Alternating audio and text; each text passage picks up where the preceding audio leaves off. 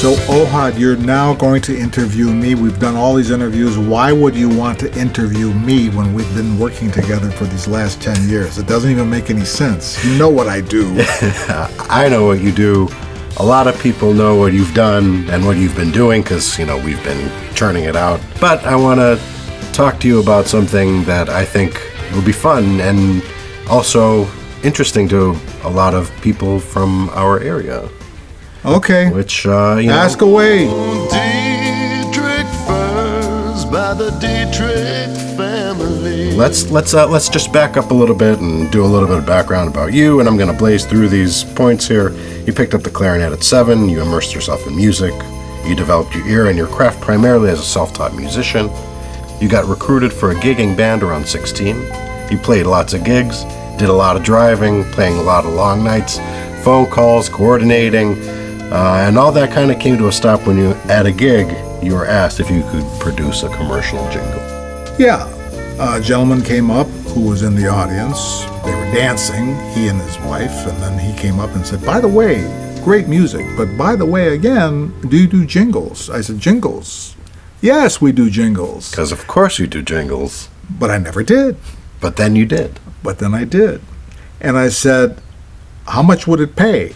Well, I didn't ask that automatically, but but you thought it. But I sure thought it. I met with him and at his office, and we talked. And it was one of the first that I had done. It was for National Bank and Trust of Traverse City, and that was through R.E. Lawn's agency, Ron Lawns, whom I just talked to recently after, I think, about 30 or 40 years. He gave me a call. It was such a nice phone call. That's amazing. But it was another one that came afterwards that I had done for Dittrich Furs. Yes, the big one. It never seems to go away.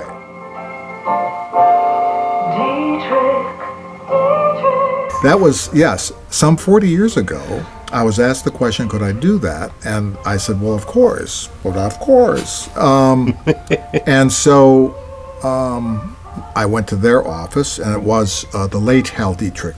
Hal had passed away last year, I believe. Mm-hmm. His sons still run the company. Yeah, I think it's still a family-run business. Yeah. Here in Detroit. In Detroit, yes. When asked that question of could I do this, of course I said yes. And Well, describe that process. So you had an initial meeting. You decided, hey, let's get together. And so what was that early process of getting something in front of the client for evaluation, something to listen to? He's telling me that he wants something that's going to be very memorable, that is carrying its emotion for pictures that he has in mind. In this case, as everyone knows, it's a couple ladies on horseback in slow motion. That was one. There was another one with a couple ladies going down a snow hill in fur coats.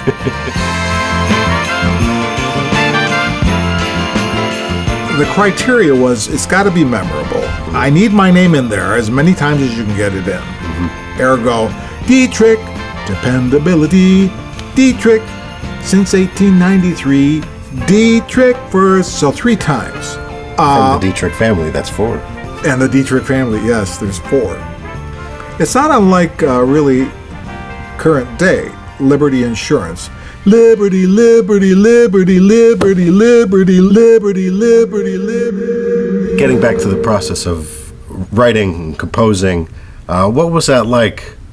Because today's process is very different, obviously, working with clients and having them vet demos. Right. What was it like That's then? a good question. The process is you're sitting down with one person. They're delivering to you what they want in the jingle, what it should do. What do you want the listener to go away with? And how does it grab the person emotionally? Is there some spirit to it that somebody is going to say, that's interesting. I want to listen to that. Is it more like a song or is it like a jingle? Everybody in that period of time said, give me something like a song. But when you put words to a song that have to do with product, it becomes a jingle. By definition. By definition. So you're sitting in a room with your client, two people in a room. Just 2 people. With a keyboard. Right. And you're basically, are you basically improvising ideas as you go along? Or do you have something prepared ahead of time? Sometimes it works that way. Sometimes you go home and you mentally develop something, and then you go to your piano in the house. And there were many, many nights of late hours. After, in my career, having done, no exaggeration, probably thousands of jingles in my life. But you go home and you plunk it out, and then you go back. But you have maybe 2 or 3 options with you when you're going back to talk to him. By the way, Dietrich Furs was just a one-time deal. There was no residual attached to that. So every Christmas or January or whatever, whenever this is playing, I'm thinking, if I just had a nickel for every time they played this. So... Yeah, if only we had the foresight. But the thing of it is, all the things that I've done in the past are kind of forgotten. I mean, I've done so much music. I've done it for local spots, for Think For It First, for Little Caesar's Pizza. Invariably, this piece of music, Dittrich Furs, it somehow found its way into the culture of the city. And Michigan, It did. And it was a kind of it's a surprise to me still that it goes on, because this is the one thing after 40 years that still plays. Well, and it's now been parodied a number of times. Absolutely. Which I feel like if you're being parodied, that's kind of the sign that you've made it to some extent. I guess. To some extent, okay, whatever that even means. I know.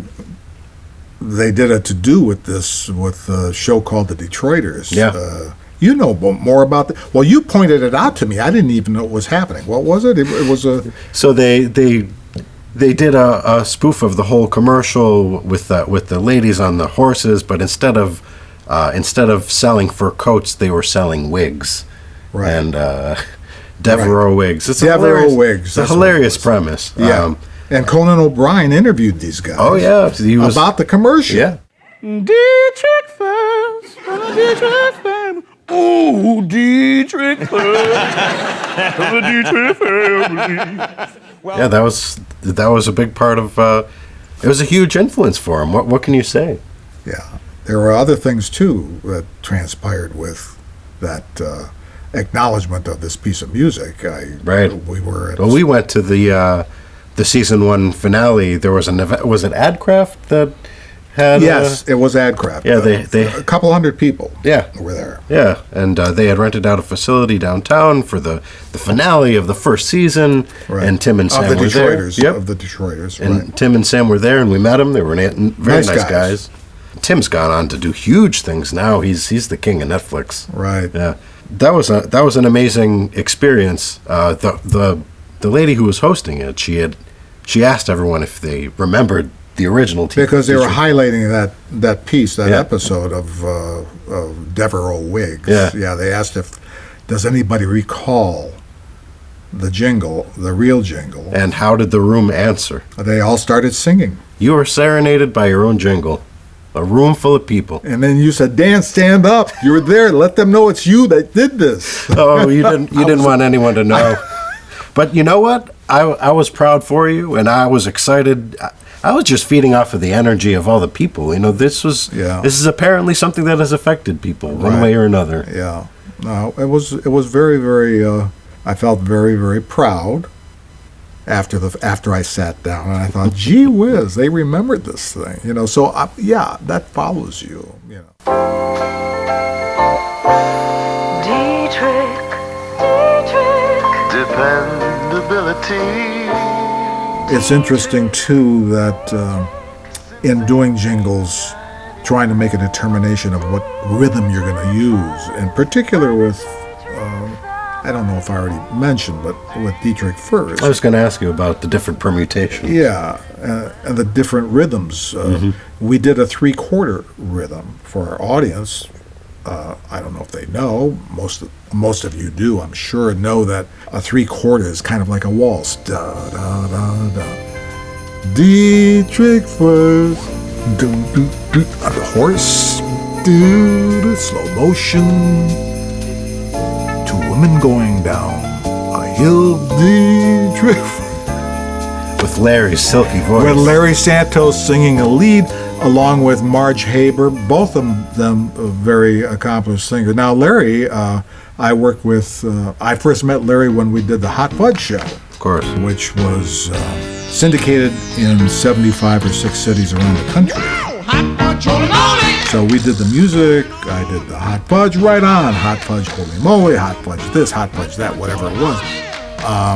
But that's where I met Larry, who went on doing national commercials for me and for other people. You know, as a freelancer, that's what you do. You're trying to make a buck. Right. Right? It's important. You got to make a living. Yeah. Music is not for the faint of heart. If you're going to go into it full time, you really have to think, can I actually make a living from this? And when you have the time, for me, doing Dietrich Furs or National Bank and Trust of Traverse City or whatever it was, you have to think, can I do enough of these to make a living because I have a wife and a couple kids? Yeah. Otherwise, I'm going to have to flip hamburgers someplace. Yeah.